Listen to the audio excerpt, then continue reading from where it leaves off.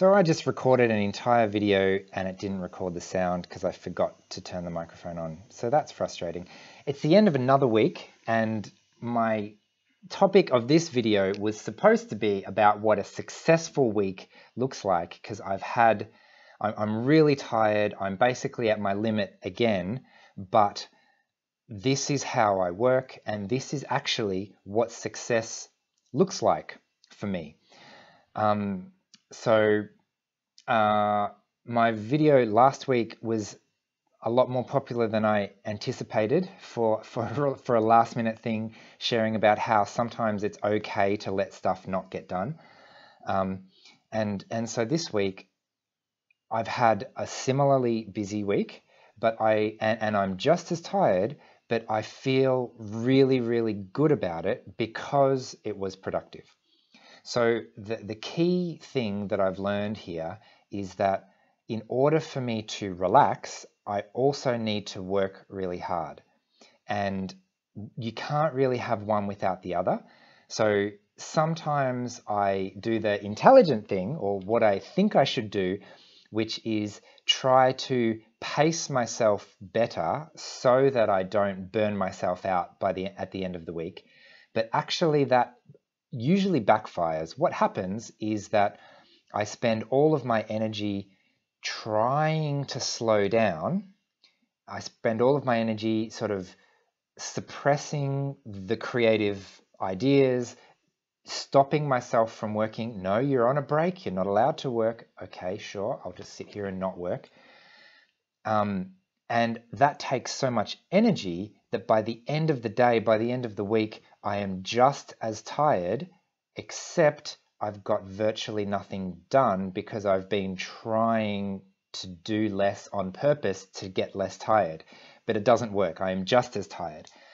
And that's a bit of a vicious cycle, because if I imagine that I'm working too hard, and if I imagine that I need to take it easy and dial it back so that I don't burn out as much, all it does is kill my productivity, and then I'm just as tired, and now I'm thinking, well, I can't win. This is an impossible situation. How on earth am I going to get myself out of this situation?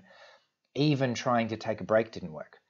So what I've found is that I have to listen to my body. I have to go with my energy. And if I am on a particular task, I am allowed to work really hard on that and make sure that I get some runs on the board, get some productivity going, so that with everything that I get done, it gives my brain an excuse, permission, like I give myself permission to take a break because I can see the list of things that I've done. So that might sound a little bit counterintuitive, but in order for me to adequately rest, I basically need to deliberately burn myself out in a really productive way. And the reason that this is what success looks like for me is because I have burnt out at the perfect time. It's Friday night. I have completed 20 now, and as of tonight, 20 interviews for the Autism Explained online summit, right? That's huge. I can go to bed tonight and wake up tomorrow and not have to think, oh, I should have done more, because I know I've done enough. And burning out at this time is a useful time, because now I'm going to take a couple of days off over the weekend, and I'm going to be really strict about making sure that my mind is on something completely different, so that I'm not tempted to do a little bit more work and a little bit more work. Burning out at the wrong time is really annoying and really unhelpful and unproductive. So that's why burnout at the end of the week for me is what success looks like. Yeah, so there's lots that happened this week. I had an analogy for the success of my emotional intelligence course, again, which I was not expecting. I was thinking I'll just put it up there, but I didn't really think that everyone who'd emailed me saying that they wanted it would actually go through with that. I tend to have the experience of a lot of the time people tell me what they want, and then I go and do it, and then it turns out it wasn't actually what they wanted, and they just told me the wrong thing. And so I grew up with The Simpsons, right? And there's a reference in there where, you know, Bart was trying to get friendly with his local school bullies, and they said, wouldn't it be cool, just talking big, wouldn't it be cool to cut the head off this statue in the middle of town, their town hero statue? So he goes and does it, and then when he's about to show them this head that he's cut off the statue, and then they start saying, you know, we didn't mean it, we actually want to beat up whoever did it because, you know, you've just killed our idol in the middle of town.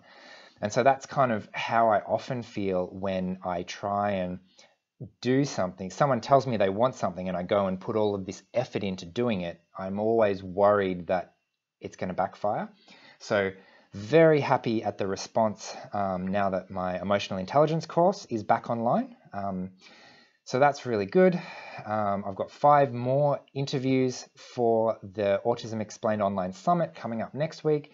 I can really see them, like not just the interviews done, I'm getting the editing done and getting the previews done, and I can like tick, tick, tick, tick, tick, tick, tick. So that's coming together really nicely. And because I've got all of those things done, it allows me to relax. And it's a bit weird psychologically, but with every tick of the checklist of the to-do list, I relax even more, and it's so much easier to turn off because I'm not worried that I really should be working. I'm not worried I'm going to miss my goals. I'm not worried that I'm going to be forever stuck in this useless, burnt out, unproductive state where I can't do anything, because I did do something, and this burnout is a result of that, and a positive result. And I know that I'm going to take a couple of days off. I'm going to completely give myself permission to take a couple of days off, and then come back to it next week. And and then by the time I get back into it the next week, I'm really excited to get back into it because I had such a good week last week getting all this stuff done and burning myself out and crashing at the end of the week. So that's been what success looks like for me in terms of a productive week, even though from the outside it still looks like I'm wrecked at the end of the week. So I hope you've enjoyed that video, and yeah, I'll see you another time.